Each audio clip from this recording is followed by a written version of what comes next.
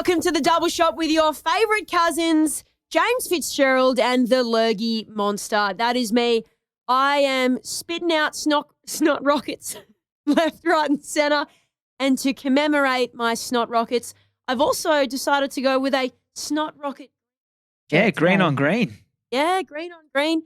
I like the floating head again. I've got COVID, so if I just want to put it out there, because if I finally got it knowingly, and I am a little bit nasally today. So well, and by the way, what a weekend. Had the cousin wedding on Thursday, backed it up with the recovery, or I did at least. Got a bit carried away, to be honest. Saturday morning flight back was not a lot of fun. Nor was the Uber ride there, to be honest. Probably took us the longest route you could possibly go. So always seems to happen when you're feeling a little bit under the weather. However, lo and behold, I must be one of the only people from that wedding who have not picked up COVID. I don't know how it's possible, but I saw you leave just after speeches on the night, and I thought, oh no. And lo and behold, pretty much everyone at your end of the table has picked up COVID. You're patient zero at the wed spread. Mate, it's weird being patient zero 2 years after the pandemic started, firstly. Secondly, wow, yeah, I totally understand now how this happens. Obviously, I've got no idea how I've got it, but yeah, I was going downhill very quickly at that wedding. At one point, I looked around, I was shaking, I was so cold, and I was like, is anyone else cold in here? Like, they are just absolutely, they are in negligence at the way they are blasting this AC system at this moment. And I looked around, and everyone else was fine. So I was like, ugh. Look, the reality is, if you're going to a wedding with more than 50 people today, you've got to expect that there's at least a handful of people in the room who've got COVID. It's just part and parcel of getting out there and doing stuff. So yep. It's just hilarious, though, that you left halfway through speeches and everyone's got it. You were literally patient zero. No. I am going to correct you there. Obviously, the spirit of improv is not to correct, but I'm going to correct you because I just in case our cousin Joel, whose wedding it was, is listening, I did stay till the very end of speeches. Okay. And I was hanging on by a thread. Stayed for your speech, Cuz. It was very good. You had the people in fits of laughter. Well done. One of a few times I've seen you read off an actual sheet. You and I do pride ourselves on no palm cards. But I did hang on there and I hung on till the end of all of the speeches. So very proud to say that Patient Zero hung on to the very end. And holy damn, I don't know how I did it. Now, the listeners, we've been inundated with feedback this week about your actual fun fact.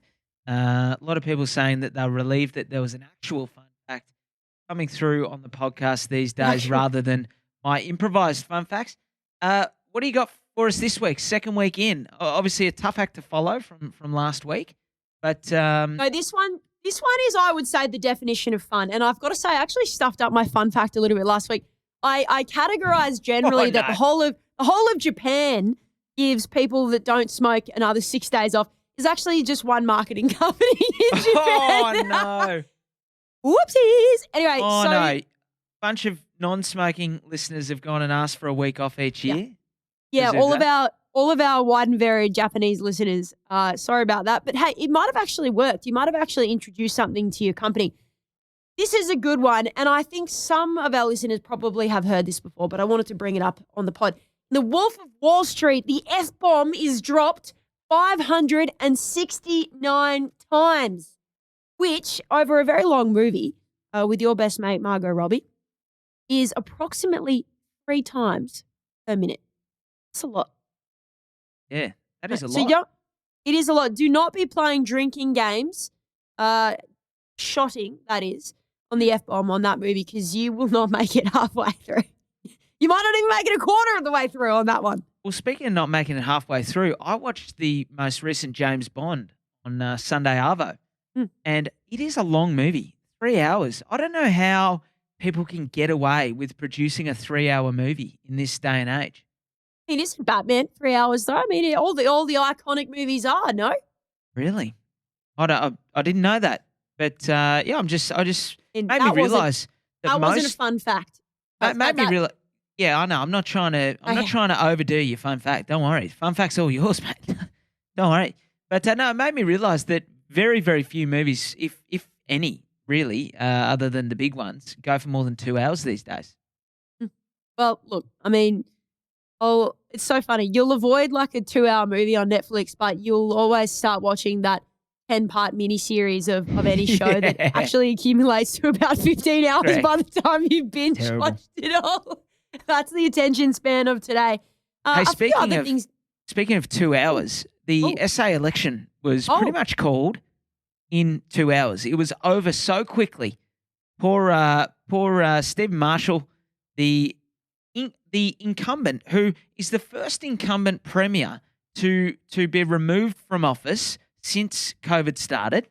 The premier's getting a lot more airtime. He's the first one. Obviously, Gladys doesn't count because she resigned of her own accord. First one to be removed, and it was literally about 8:30 p.m. When he called it. He said, "Hey, it's over." It's over. Yeah. So look, for those of you who don't know, simply put, South Australia had a Liberal state government. They got voted out, and now they've got a Labor state government. Very much simply put, which is quite interesting in the sense that it was pretty well known this was going to happen. And I would also say that from all of my discussions with all the developers that I work closely with, sorry if I mentioned this last week, I can't remember now, but no one really gives too much of a toot. They feel like it's sort of, as good as each other in one way or another moving forward. It was kind of like, you know what, probably going to be Labor. We're not too worried about it. We're just going to keep moving forward. They're not really that different between the two in South Australia. They're kind of both sort of slightly centre-right, centre-left. The Liberals were going to spend $1 billion. That was what their policies amounted to.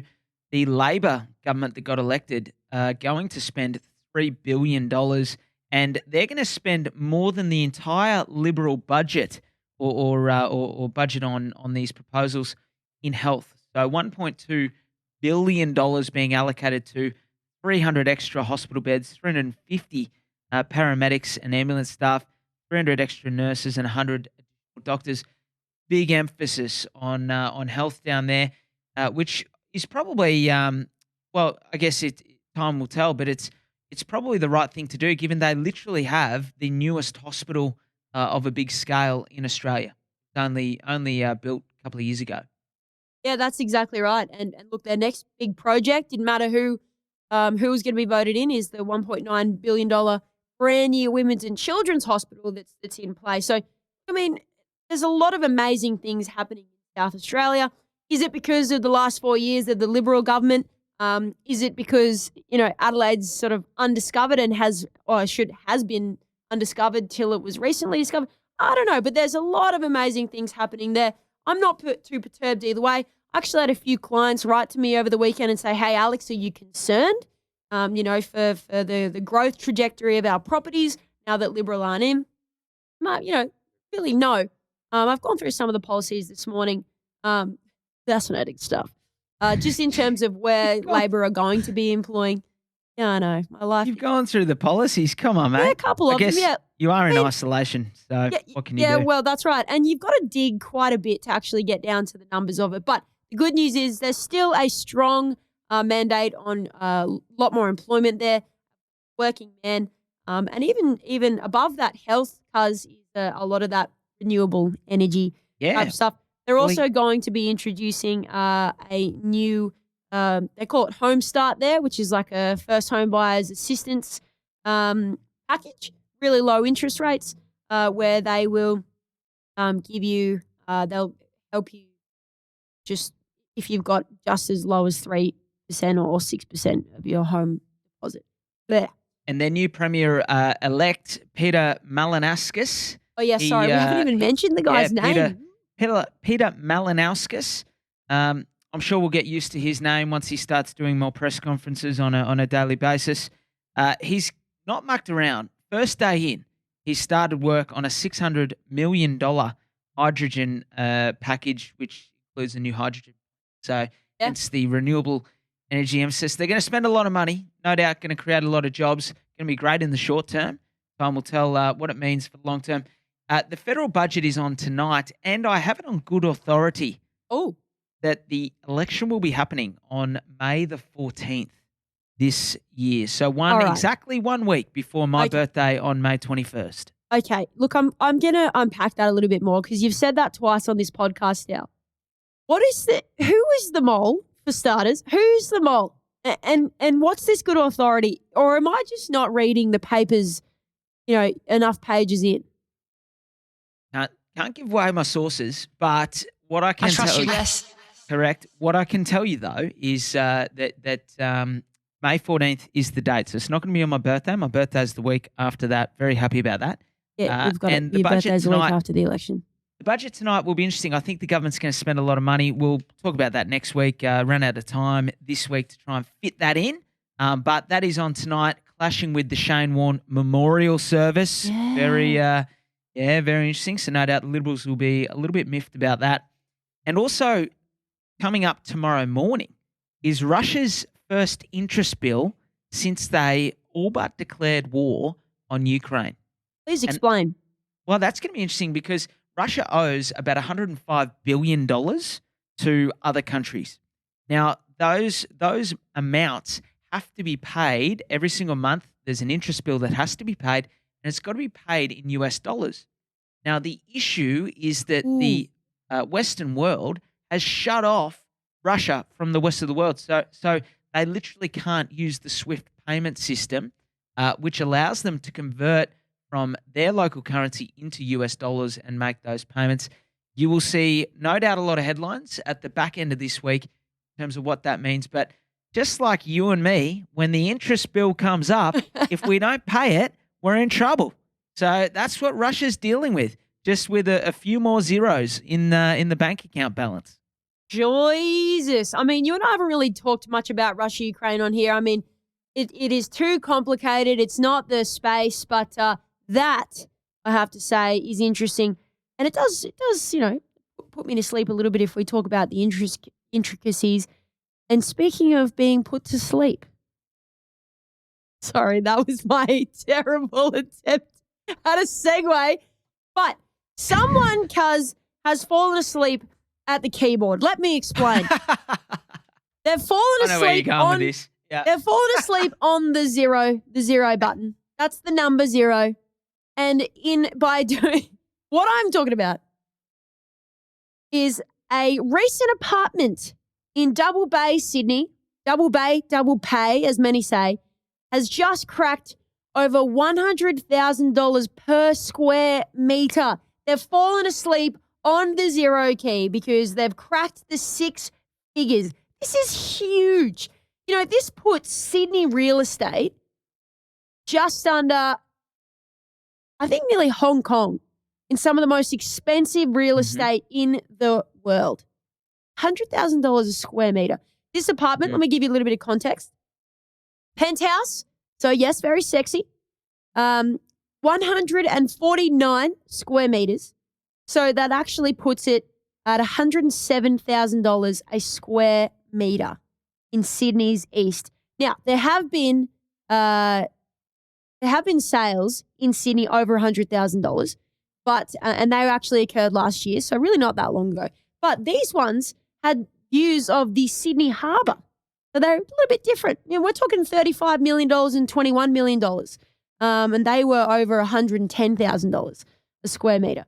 But this one in the east is a record breaker. So all I'm saying is it's crazy stuff. They thought they were going to get about $93,000 a square meter. No, they got $107,000. Or put another way for the listener to maybe comprehend it in this context, the average bedroom is about 3 by 4 meters. So if we're talking a 3 by 4 meter bedroom, which is what most bedrooms are, 12 square meters, that bedroom is worth $1.2 million. My word. My word, crazy. exactly. I like that, Kaz. Well done there. All right, so a question before we get into this next segment. How many social media platforms do you use? I guess you call them platforms. Like you got Instagram, you got Facebook, You a cop? What's TikTok. going on? How many do you like use every week? Where have you been? Who have you been with? What have you been doing? Very good. Like, that's how I feel, just always being interrogated by James.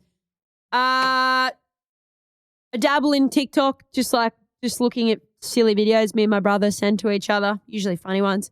Instagram, but less during the week, and then that's it, actually. I don't use Facebook. So no Facebook, no Snapchat, none of those. No, Right. Snapchat, is that still alive? I don't know. James Fitzgerald. I'm pretty sure it is. Yeah, I think my sister uses it. Yeah. Yeah. No, Bridget, she would. She's up with the funky bits and pieces that the kids are doing, so she would know. I should have asked her. Why do you ask, Cuz? Well, ASIC, which is the Australian Securities and Investment Commission, they're basically the watchdog for people having to give financial advice, whether you do or don't, and whether you comply or don't comply. They have turned the microscope on YouTube and TikTok influencers, they're calling them. People who are financial oriented influencers with hundreds of thousands of followers, and they're sort of not overly happy. They reckon some of them may be crossing the line. Yeah.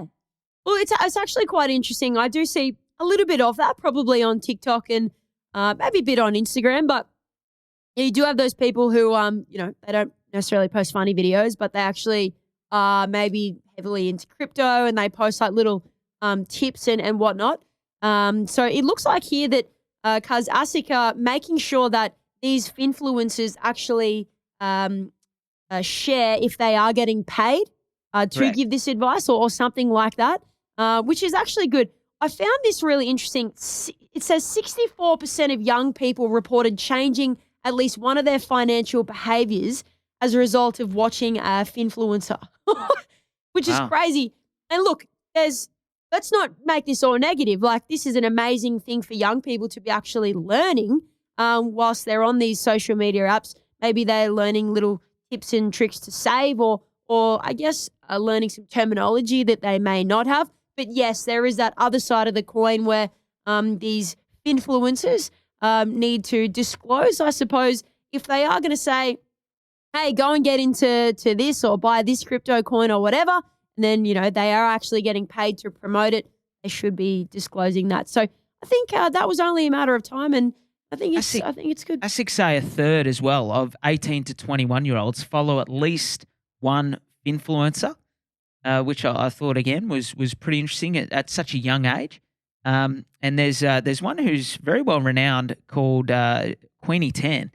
She's got 200,000 followers across Instagram and TikTok, and she shows how much I know TikTok. Exactly. Yeah, exposed. We can now she says we can now determine more clearly what is likely to be financial product advice and what is unlikely to be financial product advice. We can create content and adhere to the new guidelines. So, as you can imagine, she's a fan of it. She's probably got to be. But I would have thought it would be good to know if someone's giving you advice, it would be good to know if they're getting paid to be giving that specific advice. I think that's generally a good practice. Love the idea. I got a bit of sort of lost an hour of my life on TikTok doing a bit of research on this stuff. So they do a good job. Very interesting. All videos by the looks of it, which is pretty cool. And look, can I just say too, I want to take this moment as an opportunity. But also to say, there's this new emergence of young people that have had like a little bit of success, a little tiny bit of success, and then they've gone on to actually share it on their TikTok. And then I guess by default, they've become some kind of like a spokesperson or they've become what might seem to be an expert because they've had a little bit of success. I'd say probably this is happening most in crypto. I'd say beware if you're a young person or any person that's trying to get advice of that. These people aren't necessarily experts just because they've had a little bit of success. So also just keep that in mind. One thing I would say just before we move on is this lady Queenie 10 actually had a really cool video about shrinkflation, which is she mapped the price of a Cadbury block of chocolate over the past 20 years against the grams that you get for that. The price has stayed largely the same, whereas the grams has dropped by about 25%. So it's actually a very, very cool little video. I liked that one. Didn't seem to be any financial advice of any sort, but a good way to sort of engage on that. So overall, good thing. I want to find a winner. I want to find a winner in what is arguably a really bad situation for everyone, which is the price of goods and services going up. We talked about fuel last week. I had to nearly take out a second mortgage to fill up a bloody friend's car the other week. There is one winner, and I found them in the inflation debacle, and that is— Tell me more. There's a bunch of people sitting out there on employment agreements or enterprise arrangements covered by unions whose wages are tied to inflation. So arguably for the first time, these poor people for the last probably 30 years have been getting less than the actual wage growth. They're going to see a big win this year. Their wages are going to go up by inflation, which could be as much as 8%, according to most of the experts at the Reserve Bank of Australia. So big win for some out there who are lucky enough to have that included in their employment agreement. Wowza. So Cuz, just tell me one or two more things on this. So this is very unusual now that people have their wage linked to CPI. Is that right? It's unusual? Very unusual. In fact, there's 30 old enterprise agreements that are covered by this that were started in the 80s. So it was commonplace in the 1980s. They haven't been able to get it changed since. Wages over the past 30 plus years have gone up by more than inflation, whereas a lot of these professions have been stuck at inflation unless they're able to negotiate something on a case-by-case basis. Mainly manufacturing, food, maintenance, and some energy sectors. So some of those sort of more traditional employment industries, they're all tied to inflation, and the employer's got no way out of it. If it's tied to inflation, it's tied to inflation, and they may be paying as much as 8% more to these people this time next year because of that. Wow. Look, I mean, on face value, it looks amazing. Like they're going to get an 8% increase in their wage, right? But the poor guys have not seen presumably haven't seen much at all over the last 10, 20 years. Correct. Oof. Hey, I like that. You found a winner. And they reckon just before we move on, parcel delivery is another one that's heavily governed by it. So they think that we might get a little bit stung on our delivery costs for e-commerce purchases over the next 12, 24 months. The employer's trying to catch up a little bit on this big pay rise they've got to pass on. Hey, one last one before we wrap up, and that is a recommendation that you and I came across, which the Reserve Bank of Australia have given, and the government, we're not sure whether they're going to run with this or whether they're going to just leave it, but we think it might be a pretty cool one for first-home buyers, don't we? It's interesting. I got to say, it is an interesting one. Kind of. You don't know how you feel about it, do you? No, I don't. Interesting is probably the safest word to use here. So a bit of context for everyone. We talked about it in a podcast late last year that the Reserve Bank of Australia were given 16 recommendations to help improve housing affordability. And one of those recommendations was to allow first-home buyers to use their superannuation as collateral for a deposit on a home. Sounds okay? No? It's interesting. It's interesting. So you're not using it as a cash deposit. You're literally just putting it there so that if you default on your repayments, you might be borrowing 95%, and instead of putting in a 5% deposit, you're putting in a 10% deposit, and the bank's lending you another 5% using your superannuation balance as security. The only issue would be if you miss a payment, and that's where Alex feels a little bit conflicted. Well, I guess the way that they look at it is they're first home buyers, so they're young, they're years away from using their superannuation. They're maybe the least likely group of people to default. I don't know. I don't know what the numbers are, but maybe that's why it's very safe. But let's just say, they do default. It's a very bad look for the government to be docking them their superannuation. And by turn, they're taking out of the superannuation that is specifically created so that there is less pension to be paid at the other end of that person's life coming out of the government budget. So I find it kind of funny. Just lend them the money, honey. Jeez, we're scraping the barrel. I reckon we'll wrap it up there, guys. We hope you enjoyed the podcast. We heard from a few of you this week, so we're going to profile those on the Quick Shot episode later this week. A couple of questions there. If you do enjoy the podcast, please recommend us to just one friend. We know you're doing it. We see the numbers each week. We really appreciate it. So thank you if you have. Continue to do so, please. Lurgy monster out. Patient zero out. Thanks for listening to another episode of The Double Shot with your favourite cousins, Alex and James Fitzgerald. If you've got a burning question or something we absolutely need to talk about on the pod, please write to us. Both of our emails are in the show notes. For little real estate tidbits and a little bit of banter, okay, a lot of banter, you can follow us on the gram. Our handle is thedoubleshot.podcast. That, my friends, is thedoubleshot.podcast. Until next time, think of us when you sit back and sip your next double shot.